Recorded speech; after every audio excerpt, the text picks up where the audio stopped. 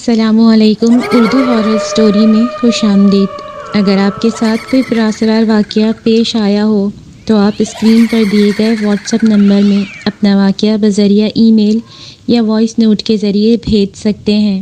ہم آپ کے نام کے ساتھ اس واقعے کو پروگرام میں ضرور شامل کریں گے۔ اب بڑھتے ہیں کہانی کی طرف۔ جادو دل و دماغ پر لرزہ طاری کرتی ہوئی پراسرار اور دہشت سے بھرپور ایک بہترین کہانی۔ میری زندگی میں ہونے والا یہ ایک ایسا واقعہ ہے جسے شاید میں مرتے دم تک نہ بھول پاؤں۔ جب بھی مجھے وہ دن یاد آتے ہیں تو میں آج بھی خوف سے لرز جاتا ہوں۔ میرا نام ہمایوں ہے اور میں اپنے ماں باپ کی اکلوتی اولاد ہوں۔ اکلوتا ہونے کے باوجود میرے ماں باپ نے کبھی بے جا لاڈ پیار کر کے مجھے بگاڑنے کی کوشش نہیں کی، اور میں نے بھی کبھی اپنے اکلوتا ہونے کا فائدہ اٹھا کر ان سے اپنی کوئی بھی بات منوانے کی کوشش نہیں کی۔ جو کہا مان لیا۔ یہ ماحول تھا ہمارے گھر کا، مطلب سکون اور امن۔ میرے ابو کی گلے کے کونے پر ہی ایک چھوٹی سی کریانے کی دکان تھی۔ اسکول کے دنوں میں اسکول سے واپس آ کر ابو کی دکان پر ہوتا تھا۔ ان کا ہاتھ بٹانے کو اپنی کتابیں بھی ساتھ لے آتا تھا۔ لیکن اب میں کالج کا اسٹوڈنٹ تھا۔ 1 سال کالج میں پڑھنے کے بعد اب میں نے کالج چھوڑ کر پرائیویٹ پڑھنے کا سوچا تھا۔ اب میں صبح کو دکان پر اور شام 5 بجے پروفیسر منیب کے ہاں پڑھنے جاتا تھا۔ ان کی ایک ہی بیٹی تھی جو شادی کے بعد دوسرے ملک چلی گئی تھی۔ اب دونوں میاں بیوی اکیلے رہتے تھے۔ شام کے ٹائم چند اسٹوڈنٹ آتے تھے۔ میں اور میرے دوست اسد اور نبیل، ہم تینوں اکٹھے ہی پروفیسر کے گھر جاتے تھے۔ گھر تو ہمارے ایک دوسرے کے گھر سے کافی دور تھے، لیکن ہم جاتے اکٹھے ہی تھے۔ وہ اس طرح کہ ہماری گلی سے نکل کر سامنے سڑک کراس کر کے دائیں ہاتھ کو سیدھی سڑک جاتی تھی، جہاں پر دونوں طرف کارخانے تھے۔ گھر کوئی موجود نہ تھا۔ وہیں کارخانے کے پاس جو جلدی آتا کھڑا ہو کر دوسرے کا انتظار کرتا۔ پھر وہیں سے ہم تینوں اکٹھے چلتے۔ جہاں پر یہ سڑک ختم ہوتی وہیں پر ایک چائے کا چھوٹا سا ڈھابا تھا، جہاں پر ہم اکثر واپسی پر چائے پیتے تھے۔ ڈھابے کے پیچھے ایک بہت بڑا قبرستان تھا۔ اگر ہم قبرستان کے راستے سے جاتے تو 20-25 منٹ چلنے کے بعد پہنچ جاتے تھے پروفیسر صاحب کے ہاں، لیکن اس کے باوجود ہم 1-2 بار ہی قبرستان کے راستے سے گئے تھے۔ اس دن بھی میں اپنے ٹائم کے مطابق اپنی مخصوص جگہ پر کھڑا اپنے دوستوں کا انتظار کر رہا تھا۔ کافی دیر گزر گئی مگر وہ نہیں آئے۔ نومبر کا مہینہ تھا، رات ہو رہی تھی۔ ضروری نوٹس بنوانے تھے سر سے، اگر کوئی ایک نہ آتا تو دوسرا سر کی ہدایت پر اسے بتا دیتا۔ اس طرح ہماری تیاری تقریباً برابر رہتی۔ مجھے وہاں کھڑے کافی ٹائم گزر گیا تھا۔ غصہ بھی بہت آ رہا تھا۔ اگر نہیں آنا تھا تو بتا دیتے۔ میرے اور اسد کے گھر فون کی سہولت بھی تھی۔ ان دنوں موبائل تو ہر کسی کے پاس نہیں تھے۔ میں نے سوچا آج جو سر بتائیں گے میں انہیں بتاؤں گا ہی نہیں، پھر جو سر کی ڈانٹ سننے کو ملے گی پھر انہیں پتہ چلے گا۔ سر تھے بھی تو کافی سخت اور غصے والے۔ یہی سوچ کر میں آگے چل دیا۔ ڈھابے کے آگے سے گزرتے ہوئے مجھے خیال آیا لمبے راستے سے جانے کی بجائے کیوں نہ قبرستان کے راستے پر سے چلا جاؤں۔ پہلے ہی کافی دیر ہو چکی ہے، یہاں سے جلدی چلا جاؤں گا۔ یہی سوچ کر میں نے قبرستان کے اندر قدم رکھ دیے اور اپنے راستے چلنے لگا۔ رات ہو رہی تھی، دن کی ہلکی سی روشنی باقی تھی۔ میرے قدم تیز تیز اٹھ رہے تھے۔ سامنے ہی چھوٹی سی دیوار تھی، تقریباً 4 فٹ کی۔ میں دیوار پھیلانگ کر تھوڑا سا فاصلہ طے کرنے کے بعد پروفیسر صاحب کے گھر پہنچ گیا۔ پروفیسر صاحب کے گھر پہنچنے پر انہوں نے سب سے پہلے اسد اور نبیل کا پوچھا۔ سر وہ تو آج نہیں آئے، لیکن آپ جو بھی بتائیں گے میں انہیں بتا دوں گا۔ نہیں بیٹا، تم بس آج اپنا دیکھو کیا پڑھنا ہے، کچھ پوچھنا ہے تو پوچھ لو۔ آج میرے کچھ مہمان بھی آئے ہیں، میں تو ان کے پاس بیٹھا ہوں، تم دیکھو اپنا کام۔ اتنے میں پروفیسر کی بیوی اندر آئیں۔ انہوں نے کچھ چائے کا سامان منگوانا تھا۔ مہمانوں کے لیے آنٹی نے وہ لسٹ میرے ہاتھ میں پکڑا دی۔ ہمایوں بیٹا، یہ کچھ سامان لا دو۔ میں سخت بددل ہوا۔ مجھے آج آنا ہی نہیں چاہیے تھا۔ میں سامان لے جاتے ہوئے دل میں پچھتا رہا تھا۔ آنٹی کو سامان لا کر دیا، کچھ دیر پڑھائی کی اور سر سے اجازت لے کر نکل پڑا۔ رات ہو چکی تھی۔ آس پاس دکانیں بھی نہیں تھیں، خاموشی اور سناٹا تھا۔ پروفیسر صاحب کے گھر سے نکلنے کے بعد میں لمبے راستے سے جانے کے بجائے قبرستان کی طرف بڑھنے لگا۔ میں آج سخت بددل ہوا تھا اور جلد اپنے گھر جانا چاہتا تھا، اس لیے میں نے قبرستان کے راستے سے گزر کر جانے کا سوچا۔ جیسے ہی اس 4 فٹ کی دیوار کو پھلانگنے کا سوچا، ایک پل دل میں خیال آیا، رہنے دو، مگر اگلے ہی لمحے میں قبرستان کے اندر تھا۔ میں نے کہا نا، میں جلد گھر جانا چاہتا تھا۔ رہ کر اپنے دوستوں پر غصہ آ رہا تھا۔ اسی غصے سے میں ارد گرد سے بے خبر چلتا جا رہا تھا۔ چلتے چلتے اچانک میرا پاؤں کسی چیز سے زور سے ٹکرایا۔ جس چیز سے ٹکرایا وہ کوئی پتھر تھا۔ اندھیرے میں ٹھیک سے دیکھ نہیں پایا۔ میرے پاؤں میں درد اس قدر شدید تھا، لگ رہا تھا پاؤں کی ہڈی ہی ٹوٹ گئی ہو۔ میں درد کی شدت سے وہیں بیٹھ گیا۔ کافی دیر گزرنے کے بعد بھی درد میں کمی نہیں آ رہی تھی۔ مجھے وہاں بیٹھے کافی ٹائم گزر گیا تھا کہ اچانک مجھے لگا جیسے میرے پیچھے سے کوئی بڑی تیزی سے گزرا ہے۔ میں نے فوراً پلٹ کر دیکھا تو وہاں کوئی نہیں تھا۔ میری نظر ارد گرد کے ماحول پر گئی۔ میرا دل خوف سے کانپ اٹھا۔ ہر طرف گھپ اندھیرا، کچی پکی قبریں دیکھ کر مجھ پر خوف آہستہ آہستہ چھا رہا تھا۔ مجھے اپنے جسم سے پسینے پھوٹتے ہوئے محسوس ہوئے۔ میں نے اپنا بیگ زمین سے اٹھا کر کندھے پر ڈالا، پاؤں کے درد کو بھلا کر جس میں ابھی بھی شدید درد تھا، اور میں مسلسل محسوس کر رہا تھا میرے ارد گرد کوئی ہے۔ اللہ کا نام لے کر میں نے باہر کے راستے کی طرف دوڑ لگا دی۔ راستے میں سوکھی جھاڑیوں میں الجھ کر کئی بار میرا پاؤں پھسلا، لیکن میں رکا نہیں۔ میرے دل میں یہی خوف تھا، اگر میں رک گیا تو بچ نہیں پاؤں گا۔ مجھے بھاگتے ہوئے بھی محسوس ہو رہا تھا کوئی میرے پیچھے آ رہا ہے۔ سامنے ہی قبرستان کا دروازہ تھا۔ چند فٹ کا فاصلہ میں نے بجلی کی سی تیزی سے طے کیا اور دروازے تک پہنچ گیا۔ قبرستان سے باہر نکل آیا، لیکن باہر آ کر بھی میں رکا نہیں۔ میں قبرستان کی دیواروں سے جلدی دور جانا چاہتا تھا۔ ڈھابے پر لگے بلب کی ہلکی سی روشنی دور سے ہی دکھائی دے رہی تھی۔ ڈھابے پر پہنچ کر میری ہمت ختم ہو چکی تھی۔ جانے میں کس حال میں تھا۔ ڈھابے پر کام کرتا چھوٹا لڑکا بار بار مجھ سے میری حالت کی وجہ پوچھ رہا تھا۔ میری جیکٹ جھاڑیوں میں اٹکنے کی وجہ سے کئی جگہ سے پھٹ چکی تھی۔ میرے منہ سے پانی کے سوا کوئی بات نہیں نکل رہی تھی۔ اس نے مجھے پانی پلایا اور وہیں لڑکا رکشہ میں مجھے گھر چھوڑ آیا۔ مجھے اپنے قریب امی کے رونے کی آواز آ رہی تھی۔ وہ روتے ہوئے بار بار میرا نام لے کر مجھے پکار رہی تھیں۔ ابو کی بے حد پریشانی کی آواز میں امی کو حوصلہ دینا، میں سب کچھ سن رہا تھا۔ کوشش کے باوجود میں اپنے جسم میں کوئی حرکت محسوس نہیں کر پا رہا تھا۔ امی کا رونا مجھے تکلیف دے رہا تھا۔ اچانک مجھے خیال آیا، او میرے خدا، تو کیا میں مر چکا ہوں؟ ہاں، میں نے یہی تو سنا تھا، مرنے کے بعد ہم اپنے پیاروں کی آواز تو سن سکتے ہیں۔ نہیں، یہ نہیں ہو سکتا، میں اتنی جلدی نہیں مر سکتا۔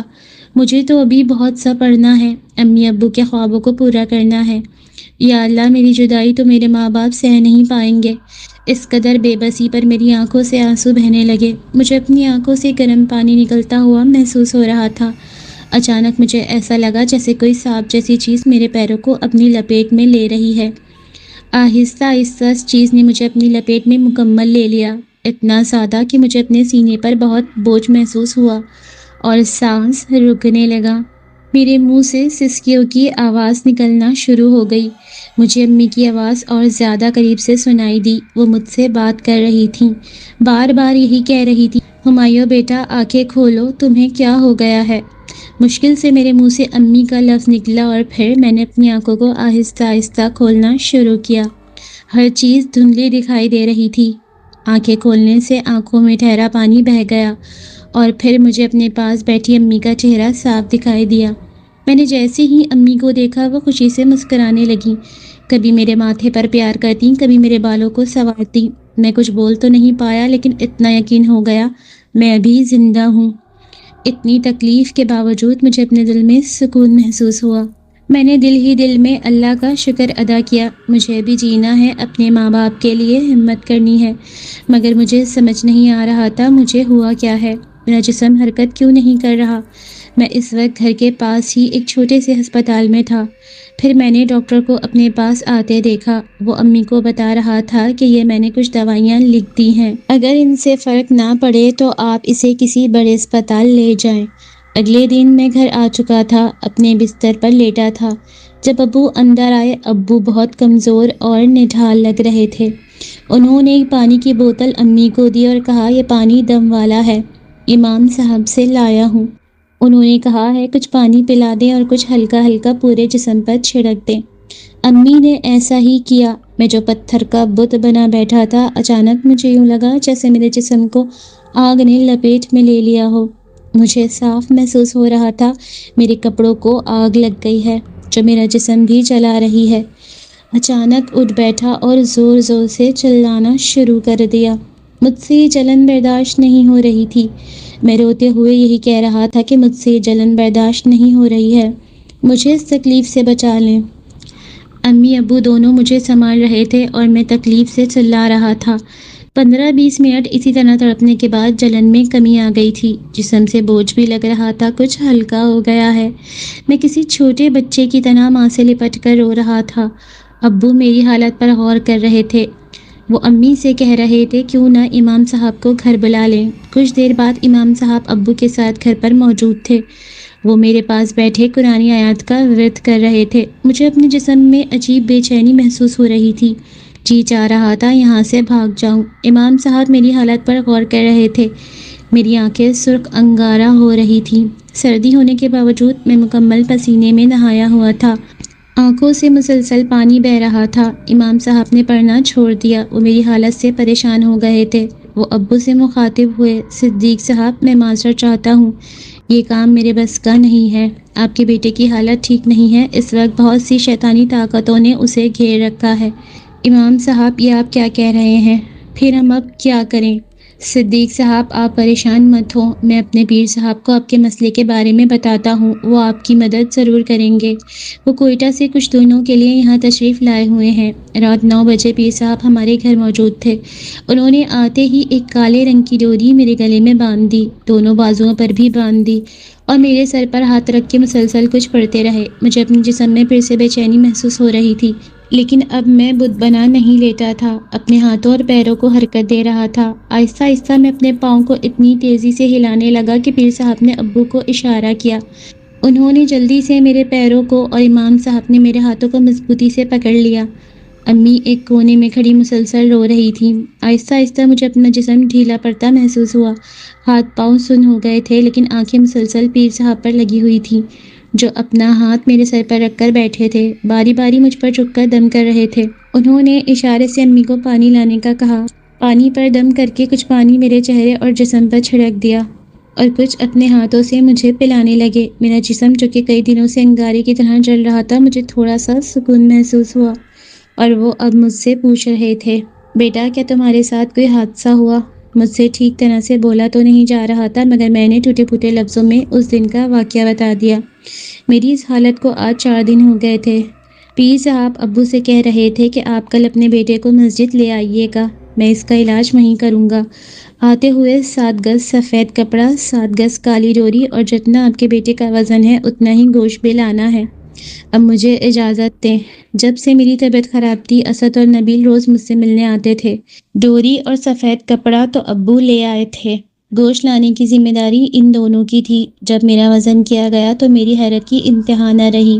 مشین 55 kg بتا رہی تھی، جبکہ میرا وزن تو 70 سے بھی اوپر تھا۔ 4 دنوں میں اتنا کم وزن، اس سے تو میں چل نہیں پا رہا تھا۔ کمزوری حد سے بڑھ رہی تھی، 4 قدم چلتا اور بیٹھ جاتا جیسے صدیوں کا بیمار ہوں۔ اگلے دن سب سامان لے کر ہم پیر صاحب کے پاس پہنچ گئے۔ پیر صاحب نے کپڑے کو نیچے بچھا دیا اور مجھے اوپر لیٹنے کو کہا۔ میں اس کپڑے پر سیدھا لیٹ گیا۔ پھر پیر صاحب نے کالی ڈوری کو میرے ارد گرد حصار کی شکل میں لپیٹ دیا اور میرے پاس بیٹھ کر پڑھنا شروع کر دیا۔ وہ مسلسل قرآنی آیات کا ورد کر رہے تھے۔ کافی دیر بعد انہوں نے اپنی آنکھیں کھولیں اور مجھے بیٹھنے کا اشارہ کیا۔ میں جیسے ہی اٹھ کر بیٹھا، امام صاحب نے پیر صاحب کے اشارے پر وہ گوشت جو میرے وزن کے حساب سے لایا گیا تھا، اس کپڑے پر رکھ دیا۔ انہوں نے میرا ہاتھ پکڑ کر مجھے اس حصار سے باہر نکالا اور اس کپڑے میں ہی گوشت کو لپیٹ کر کالی ڈوری سے باندھ دیا اور کہنے لگے، اسے اسی قبرستان رکھاؤ جہاں تمہارے ساتھ یہ حادثہ ہوا تھا، اور ہاں، پیچھے پلٹ کر مت دیکھنا۔ اس کام میں نبیل اور اسد نے میری مدد کی تھی۔ قبرستان سے گھر آ کر میں نہانے لگا اور نہانے کے بعد مجھے نیند آنے لگی۔ پوری رات سکون سے سونے کے بعد مجھے اپنا جسم بہت ہلکا محسوس ہوا۔ امی میرے لیے ناشتہ لے کر آئیں۔ کھانے کو دیکھ کر مجھے شدید بھوک محسوس ہوئی۔ ناشتہ کرتے ہوئے امی کو دیکھا تو وہ مجھے ہی دیکھ رہی تھیں۔ ان کی آنکھوں میں آنسو تھے۔ جلدی سے ٹھیک ہو جاؤ میرے لال۔ میں اب ٹھیک ہوں امی، آپ کیوں پریشان ہوتی ہیں؟ ناشتے کے بعد میں پیر صاحب سے ملنا چاہتا تھا۔ امی نے مجھے روکا بھی مگر میرا ملنا ان سے ضروری تھا۔ میں آہستہ آہستہ سے چلتا ہوا باہر آ گیا، لیکن ابھی چند ہی قدم چلا تھا میری ہمت جواب دے گئی تھی۔ سامنے سے ہی اسد اور نبیل آ رہے تھے۔ مجھے دیکھتے ہی وہ تیزی سے میری طرف بڑھے اور مجھے سہارا دے کر مسجد تک لے گئے۔ میں اپنی اس حالت کی وجہ ان سے جاننا چاہتا تھا۔ آخر مجھے کیا ہوا تھا؟ میرے پوچھنے پر پیر صاحب مجھے دیکھ کر مسکرانے لگے۔ بیٹا، تم نے بہت تکلیف دہ وقت گزارا ہے، لیکن اس کے ساتھ بہت بڑی نیکی ہے۔ دراصل تم اس دن جس چیز سے ٹکرائے تھے وہ کوئی پتھر نہیں بلکہ گوشت کے ٹکڑے تھے، جس پر کالے علم کے ذریعے کئی کالی شکتیاں اس گوشت کے ٹکڑوں پر چھوڑی گئی تھیں۔ اصل میں یہ عمل کسی کی جان لینے کے لیے کروایا گیا تھا۔ وہ کالی شکتیاں اس گوشت کے چند ٹکڑوں کو کھانے کے بعد اس انسان پر حملہ کرنے والی تھیں جس کے لیے عمل کروایا گیا تھا۔ وہ سب بلائیں آہستہ آہستہ اندر سے اس انسان کو ختم کر دیتی اور 7 دن کے اندر اندر اس کی موت واقع ہو جاتی۔ اس دن تم اس سے ٹکرائے، عمل ٹوٹ گیا اور ان تمام کالی شکتیوں نے تم پر حملہ کر دیا۔ لیکن اللہ بہت بڑا ہے، وہ کیسے کس طرح ہماری مدد کرتا ہے ہمیں پتہ بھی نہیں چلتا۔ اب تم جاؤ بیٹا، اپنا خیال رکھنا، اور آئندہ رات کے وقت قبرستان جاتے وقت احتیاط کرنا۔ جو حالت میری ہوئی تھی، رات تو کیا، میں تو صبح کے وقت بھی قبرستان جانے کا نہیں سوچ سکتا تھا۔ اتنے دنوں بعد جب میں نے پہلی بار خود کو آئینے میں دیکھا تو میں خود کو پہچان نہیں پایا تھا۔ آنکھوں کے گرد گہرے سیاہ حلقے، سر کے بال کافی حد تک اڑ چکے تھے، گول چہرہ چپکے ہوئے گالوں میں بدل چکا تھا۔ مجھے اپنی حالت پر دوبارہ آتے آتے 1 سال کا عرصہ لگا تھا۔ یہ ایک ایسا واقعہ ہے جسے میں آج تک بھول نہیں پایا۔ میری عمر اس وقت 40 سال ہے، اور آج بھی ایک سوال اکثر میرے خیال میں آتا ہے، کیا دنیا میں اس قدر سنگ دل بھی ہوتے ہیں جو دوسروں کی جان لینے کے لیے اس حد تک چلے جاتے ہیں؟